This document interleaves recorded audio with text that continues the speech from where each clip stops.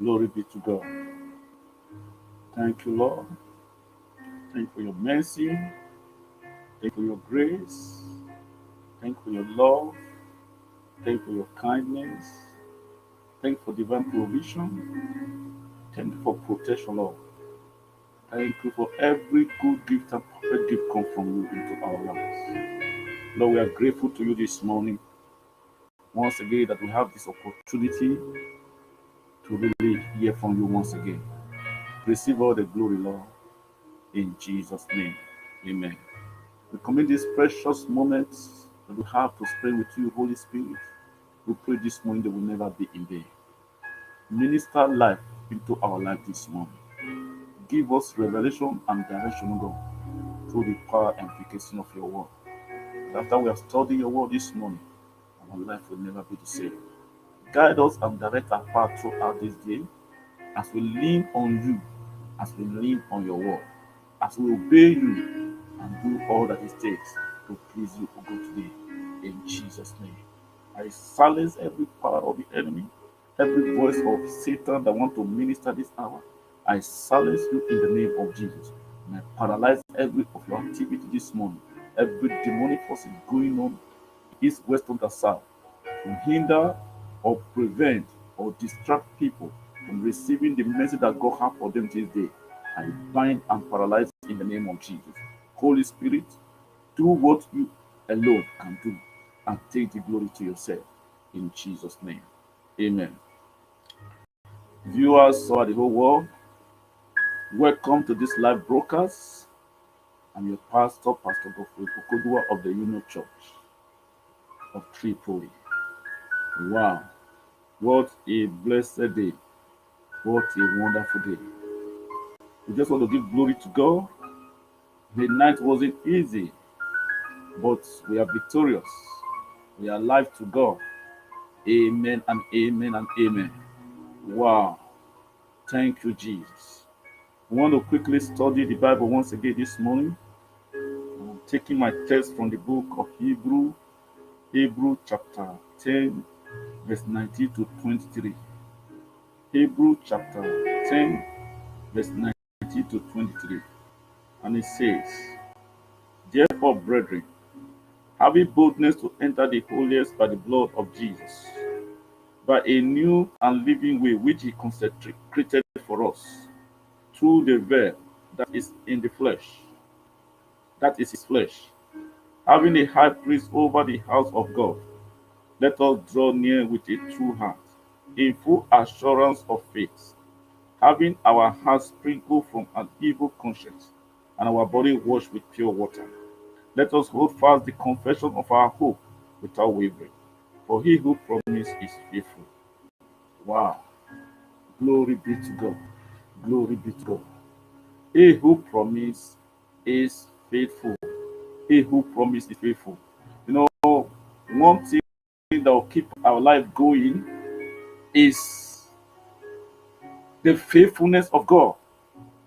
Our life must hang on the faithfulness of God. I, as a man, you, as a person, you can promise and backtrack on your promise. You can promise and fail. I can promise and fail. I can see that what I use my mouth to speak is bigger than me, and I will backtrack. I will retreat. I will say, please, I'm sorry. I was going to do this. I couldn't go ahead. It's not just within my power at all. But God is not like a man. God is not the son of man that he should lie. Or he will say a thing and he will not make it good. Whatever God has spoken is capable of fulfilling it. That's why this morning I want you to carefully follow me with this shortest period of time that we have to spend together this morning in the Word of God. The morning devotion is titled Hold Fast or Holding Fast, the Confession of Our Hope. There is a hope that we have. There is a hope we have in Christ Jesus.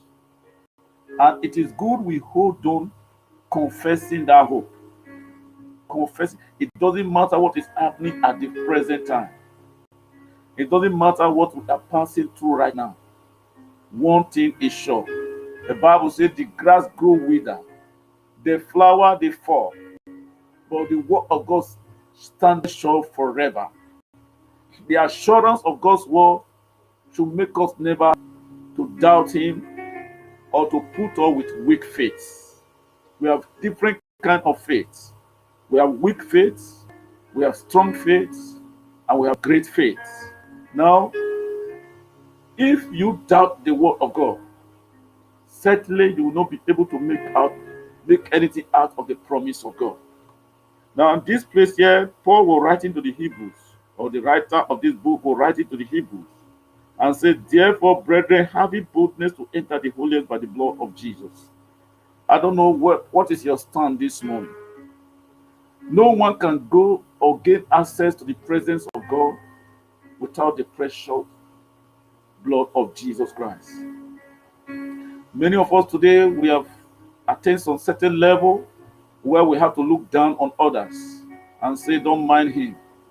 This man is this man is that. I'm better off this way. Compare ourselves and we amount to nothing. Now, the Bible says here, the boldness we have to approach the throne of grace, to come before his presence, to enter the holiest of the holiest, which is the presence of God.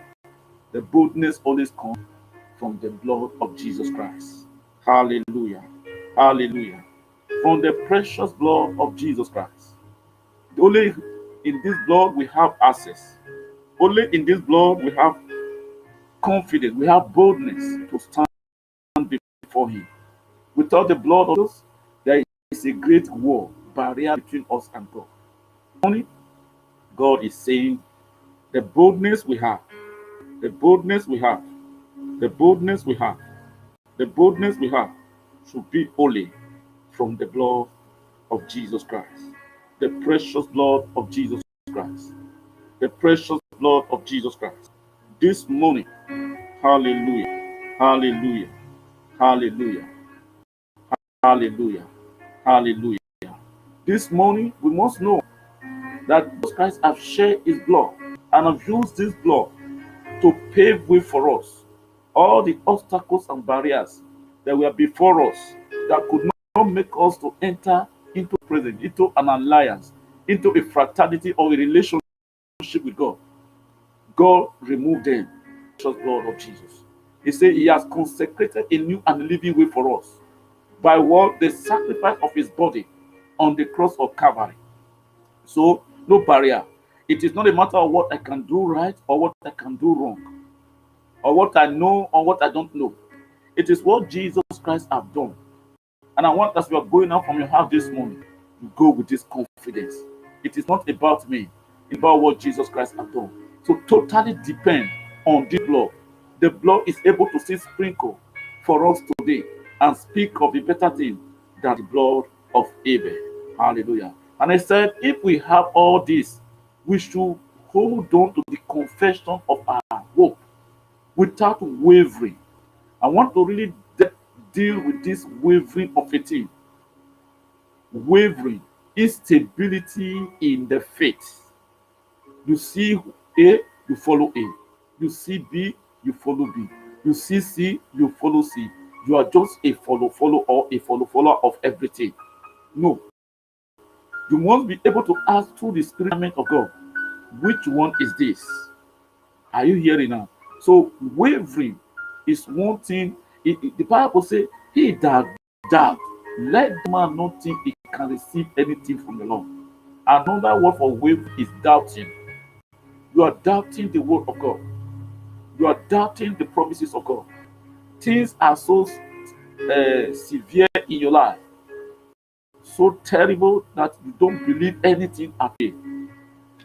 Things are so awkward, so bad. Maybe in your head, maybe in your spirit, in your marital life, in your business, in your ministry. Things are so dead that you don't believe anything again. Though you are going to church, though you are confessing Jesus as Lord and Savior, but you are living a life of wavering, living a life of doubt.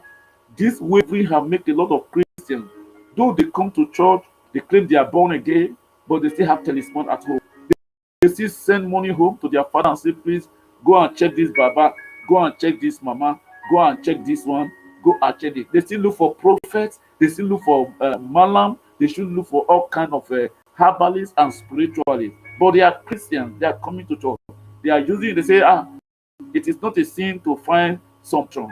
If God did not protect you, do you think you can get protection from anywhere? So this morning, is God said we should hold on the confession of our hope in Christ Jesus, our hope in His word and promises, that His word will not fail, that He that promised us is faithful, that is not like the Son of Man, that He will say it and He will not do it. What God has spoken from His mouth is capable of performing it with His hand.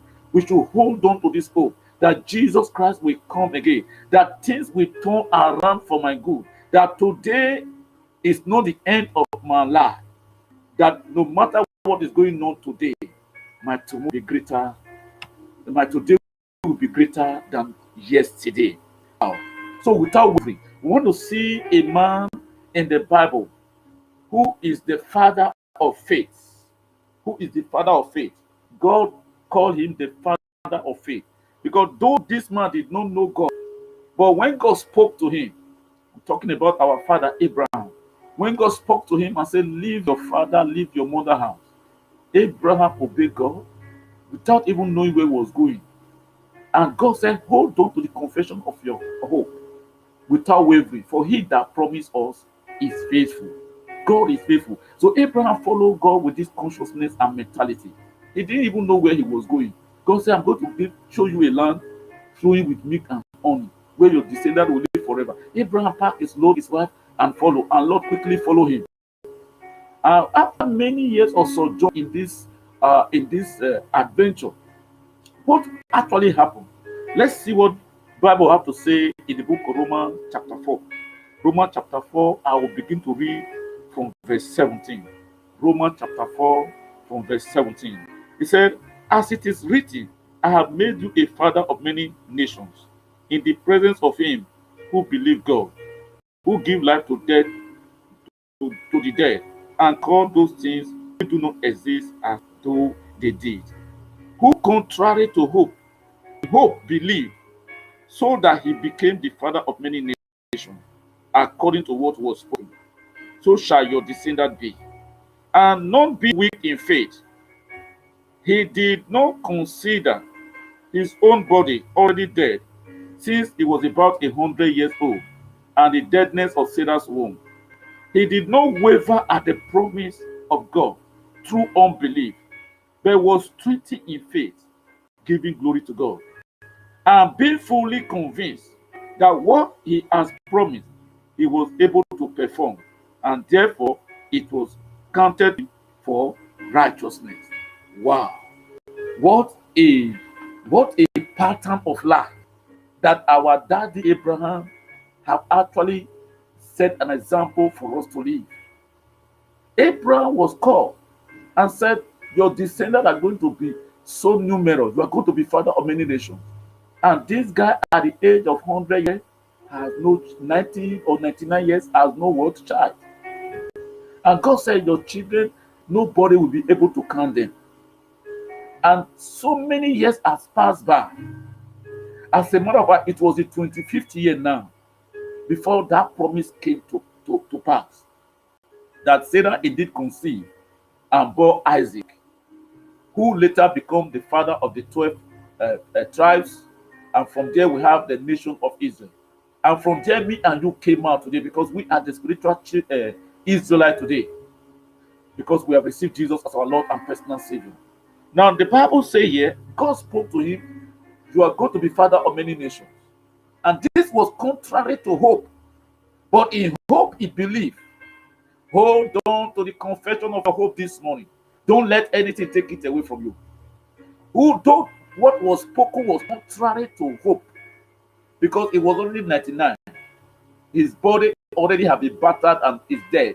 He can't perform as a man again. The womb of Sarah is already dead. But what happened? Though what is spoken in the physical, it is unbelievable. It is what beyond man comprehension. It is a great impossibility. But God, with God, all things are possible. There's nothing too difficult for God. Abraham believed the word of God. The Bible says, who contrary to hope, in hope believe. Contrary to hope, in hope believe. There is a mystery here. Something is contrary to hope, but yet you put up with the hope and believe that I don't get to know whether this thing is possible or not, but I just trust who is saying this thing, the sayings of the Lord, the promises of God. And maybe the same is in your life this morning. Maybe you are putting on with a sickness in your body that is incurable, and the doctor said, no, all hope is gone. The liver is destroyed, the lung is infested, the intestine is perforated. A lot of grammar that they speak in their medical field. Yes, this is what they were trained for, but they don't have the final say in your life. They don't have the final say in your head. They don't have the final say in your situation. Hear me this morning, brothers and sisters. The doctors don't have the final say. The hospitals don't have the final say. The medical tests they have run on you don't have the final say. Only God have the final say. Abraham believed this. If we were to talk biologically or medically, Abraham don't need to even near where they are talking about giving birth to children anymore. But the Bible says in this place, though it was contrary to hope, in hope believed, so that he became the father of many nations, according to what was spoken. Has God spoken anything about your life? Has God spoken anything concerning you? Have you found out something about yourself in the scripture? Have you received a Rhema word today? I want you to hold on to it. Don't allow it to go from you. Abraham hold on to the word of God. He hold on to the confession of his hope in Christ. If you say you believe you have hope, you have to confess it. You have to use your mouth to speak it. You have Paul say, I believe, therefore I speak. If you believe, you must speak it. If you have hope, you must speak that hope. Don't speak despair. Don't speak fear. Don't speak discouragement. Don't speak disappointment. Don't speak negative. Speak according to the word of God. Abraham believed, though it was contrary to hope, and through hope he received the promise according to what was spoken in the word of God many years back. Hallelujah. I don't know the promise you have received, the prophecy that was spoken into your life, but I want you to hold on to it this morning. Keep speaking it, keep confessing it, keep using your mouth to address those things that are going on, working against the hope you have in Christ. Keep using your mouth to address them according to the scripture this morning. Abraham hold on to the confession of his hope. He did not waver. Let's see the next verse. He said, and not be weak in faith.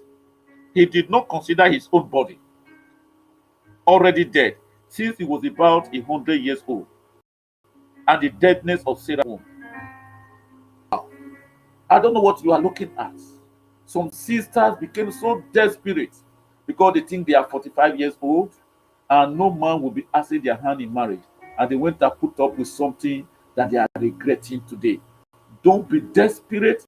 Don't be anxious. Philippians chapter 4 verse 6 says, don't be anxious for anything, but in everything by prayer and supplication with thanksgiving, make your request known unto God.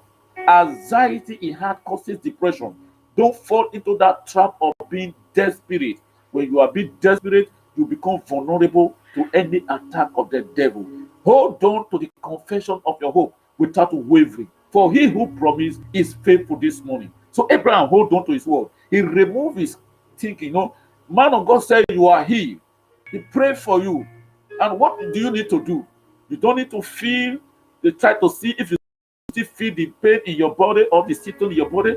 To hold on and keep to that word, I am healed. And what do you need to do? The confession of your hope now, you begin to speak healing into yourself. So what God, I thank you because this man of God has prophesied into my life that I believe that word. I receive my healing. I am healed in the name of Jesus Christ. And when you are speaking this, the sickness will tend to be it will seem as if it's multiplying. You feel more pain. You feel getting weaker. You feel strength is completely going out of you. What you need to do? Oh God, I think you said I am healed just now. No, you don't need to doubt the word of God. You don't need to waver in unbelief. You need to hold on to it and say, the man of God has said through the word of God, I heal. Devil, I don't care to know what you are doing. There is no sickness again in the body. There is no sickness again in this my body. My body is the temple of the Holy Ghost. Sickness, you cannot reside there. You keep confessing confessing Him. You keep saying it. He said, let all hope foundation of our hope without wavering, for He that promised is faithful. So this is how you exercise your faith. You keep speaking it. You keep addressing the issue that try to weigh you down, that try to discourage you, that try to distract you. You keep speaking faith. You keep confessing faith. You keep holding on to it. You never allow it to go from you. And as you do this, you will see that the situation will turn around. Hallelujah. I pray whatever it is this morning that is weighing you down as you're about to go out. I don't know the burden that you wake up with. I don't know the load the enemy has placed on your shoulder, on your head, but I speak to you this morning. It shall come to pass as you hear the sound of my voice this morning, that every burden laid on your shoulder will be lifted, and every yoke around your neck will be broken. And this day you will go out into today a free man and make life in Jesus' name. He said in verse 20, he did not waver at the promise of God through unbelief. This is where the problem is. What God has spoken, He worked for the early people, the early churches, the early church, the early prophet, and the early men of God and kings who believe in God. The word of God worked for them. And Hebrews chapter 13, verse 8 told us, Jesus is the same yesterday, today, and forevermore. So if He worked for Paul, He worked for Peter, He worked for the apostles, it must work for me now. It must work for you now, because God has not changed. He said, Abraham did not waver at the promise of God through unbelief, but was strengthened in faith, giving glory to God. Look at your head this morning and say, God, I thank you for my head. Thank you for my head is improving. Thank you for my head is improving. Thank you for my head is improving. Thank you for my ministry is improving. Thank you for my marriage is improving. Thank you for my job is improving. Business is improving. Thank you, Lord. Abraham, every day of his life was giving glory to God. Say, God, I bless your name. After all, in the millions and billions of people all over the whole world, you choose me. I was not better than those people, but yet you choose me. Lord, this alone is enough to give you glory. To say thank you, Lord. To say I worship and adore you. Are you following me this morning? Abraham did not waver in the promise of God through unbelief. He refused to allow unbelief to his faith. He refused to allow unbelief to be a barrier between him and God. He refused to allow unbelief to hinder him from receiving the promises of God. He deliberately made a choice to stay put on the word of God. And that's why the Bible says it was accredited to him what faith. Wow. And the Bible says he was strengthening in faith, giving glory to God. And being fully convinced that he who promised was also able to perform it. And that is where the thing is this morning. Do you know who you are dealing with? A man of God was preaching to us yesterday in our prayer meeting and said the title was, who is your God? And that is so profound. It's a profound question that you have to answer on individual basis. Don't answer for me, I will not answer for you. Because the level of your God, the size of your God will determine the size of your miracle. Are you like the Israelites?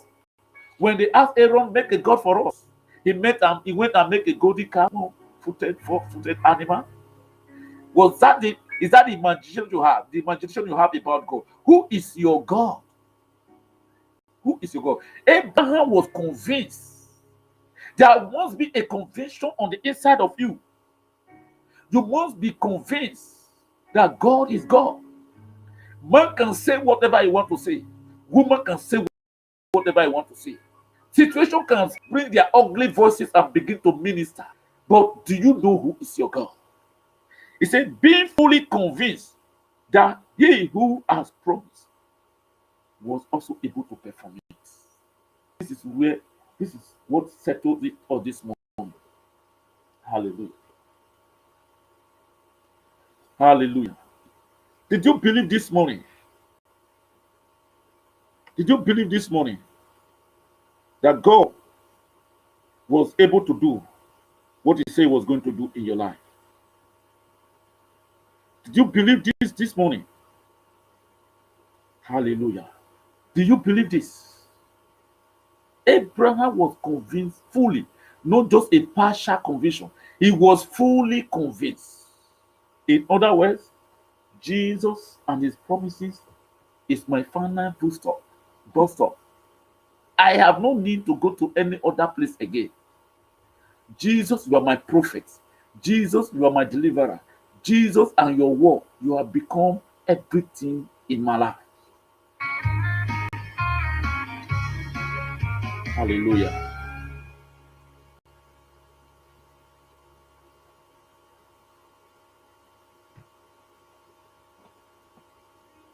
Hallelujah. Wow. Are you fully convinced? Are you fully convinced? Are you fully convinced? Hallelujah. And the morning breaks eternal bright and fair. When the Hallelujah.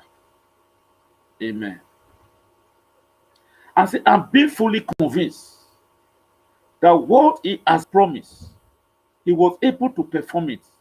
Therefore, it was accounted to him as righteousness. I pray this morning, as you keep holding on to the confession of your hope, every area where you are experiencing despair, God will restore your hope in the mighty name of Jesus Christ. I want to spend a few minutes in praying for you this morning. I want to spend some few moments in praying for you this morning. The message said, holding fast to the confession of our hope, we have a hope that will not disappoint us. We have a hope that must certainly be fulfilled. We have a hope that is present, that will do everything within our power to make sure that nothing take it away, nothing distract us, nothing pollute it. We will not allow anything like unbelief and faithlessness to creep into our life, to paralyze our faith. We must pick up our courage once again and keep holding on, because he who promised is faithful. May the Lord bless his word and heart this morning in the name of Jesus Christ. I want to pray for you today that God should restore your hope in Christ, your hope in his word and promises. All the hope you have in Christ, all the hope you have in his word, that's something that keeps pushing you to come to church, to come and serve God. I pray that God will restore your hope this morning. In every area where you are experiencing hopelessness, oh, may the Lord restore your hope this morning. Maybe you were expecting this man finally, this relationship will end up in marriage. But now you are experiencing a heartbreak. You don't know the direction this relationship is going. And you are beginning to panic. God, I've served you this many years. And I thought this was my reward. But what is going on right now? May the Lord restore your hope in the mighty name of Jesus Christ. Maybe you look at your body this morning and say, God, you said my body is the temple of the Holy Ghost. The enemy has succeeded in shooting an evil arrow right now. And now I've been praying, oh God, these many years. My head is not what I can write to about. Lord, you think I can really survive this sickness? And you started to put on with unbelief and wavering. I pray this morning, every spirit of unbelief in your life will disappear in Jesus' name. May God begin to fill you with hope again. The hope that you will be well again. The hope that you will be healed again. The hope that this sickness will not kill you. The hope that this sickness will not take you to early grave. May God begin to restore your hope this morning in the name of Jesus Christ. May all things work well for you today. Those things that we are working abnormally, that we are working contrary to hope and promises of the word of God. Today, as you hear the sound of my voice, may they begin to work well for you in the name of Jesus Christ. May all things work together for your good today, because you are holding on to the confession of your hope, because he that promised is also faithful to do it. This morning, may all things work well for you. May all things work for you in your marriage. May all things work for you in your ministry. May all things work for you in your business. May all things work for you in your career. May all things work well for you. Anywhere you go today, may all be well with you in Jesus' name. May the Lord visit and remove every failure and disappointment your path today.